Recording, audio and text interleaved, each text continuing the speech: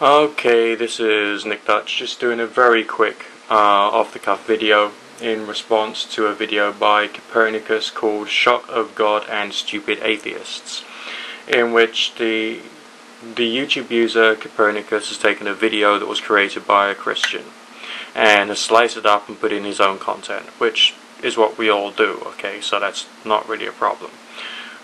What is a problem is that there's a bit of a misunderstanding, because full stop, finito, humans are humans. It doesn't matter which label you give yourself, it doesn't matter which tribe you belong to, it doesn't matter what your religion is or lack of religion is. What it matters is essentially what you do and the way that you conduct yourself. Now, all human beings, and I'm talking about white, black, yellow, green, blue, purple, Christian, Islamic, and Jewish, pagan, atheistic, Wiccan, spiritualist, deistic, anything that you could label, name your hands on, or lay your hands on or mention in any way whatsoever, has certain issues. We're all, at some point in our life, going to be prone to a variety of mental illness. We're all going to suffer from misunderstandings. We are all, in this particular era, surrounded by the media, which is going to provide mixed messages about behavior, about the use of language, and basically a wide variety of other issues.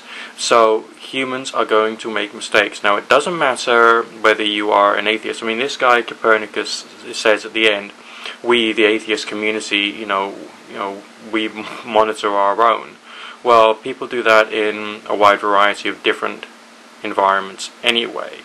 There's nothing special about the way in which the atheists check the behavior of other atheists. There are different standards as to what is acceptable behavior and what are acceptable cultural norms in every group. And as such, there's no fine line, there's nothing hard and fast which is sort of like set in stone as to what is good conduct and what is not really good conduct. Maybe there should be, well, but on the other hand, that's essentially what religions and political organizations have been trying to do since the dawn of humanity, when we first crept out of the caves. So, in what way is atheism some kind of massive upgrade? Is it intellectually an upgrade? Well, no, it isn't, because there are some intellectual atheists and there are some non-intellectual atheists. Is it much more science-friendly? Well, there are scientifically friendly atheists. There are people who have chosen to use atheism as a means of marketing science, or science as a means of marketing atheism. What the heck? That won't actually have an impact upon people's behavior or ability to live their lives in a way which is beneficial, good, right, or anything at all, because people will still be people. And all of this sort of like atheist versus theistic stuff, this is just like the I can't remember the name of the study now. It's well known as a psychological study which is known as the blue eyes, brown eyes experiment, in which this teacher divided the class up and said, on one day, all the people with blue eyes are smarter and all the people with brown eyes are more stupid. And the next day she says, no, I got it wrong. And there was a development of the in-group, out-group mentality in both conditions. And there was basically inappropriate behavior going to and from the various different groups, these artificially created groups. Now, on the internet right now, we've got artificially created groups between those who call themselves theists and those who call themselves atheists. And as a result of that, there's going to be bad behavior between the two of them.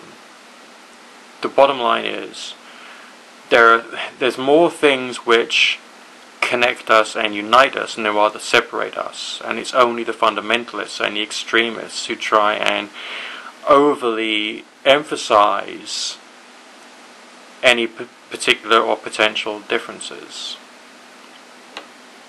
Yes, there are churches who broadcast and promote dangerous ideas, but there are atheists who do the same. Just have a look at Thunderfoot when he had his mad scientist moment and started railing against an entire I suppose, civilization of people, purely because it would, help him with his fame and popularity. There are people on both sides of the spectrum, the alleged spectrum, the artificial spectrum, who are appalling, absolutely appalling.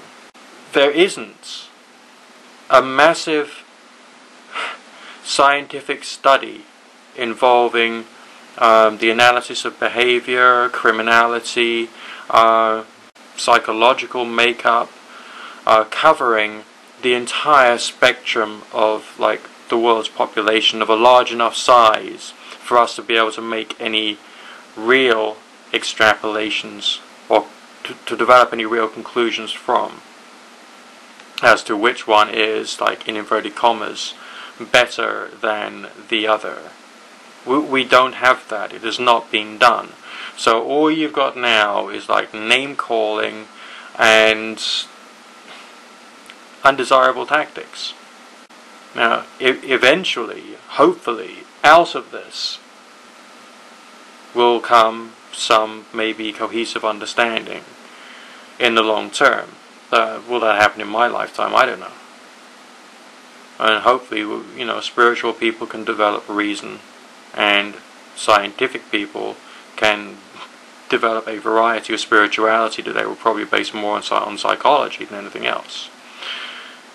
Hopefully, that will happen in the future.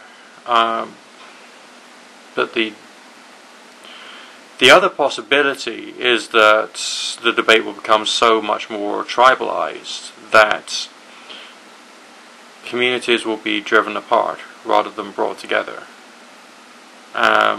Yes, humans, because we're all poorly evolved, unintelligent brutes, all of us, are happier when there is an enemy. We're actually more content when we're united in a common cause, often against someone or something that we can hate, which is bad. We as a species have got to grow beyond this. My concern is that this tribalization and this desire for hatred of the other may take over, and any benefits that atheists could provide theists, or the theists could provide atheists, may be swept underneath the carpet, and the thrill of the chase, so to speak, the desire for perpetual conflicts might take over. That would be not necessarily the most positive outcome in the whole wide world now, would it? Just a few thoughts for today. Nick Dutch, signing out. Look after yourself and don't go crazy, and that includes you, Mr. Thunderfoot.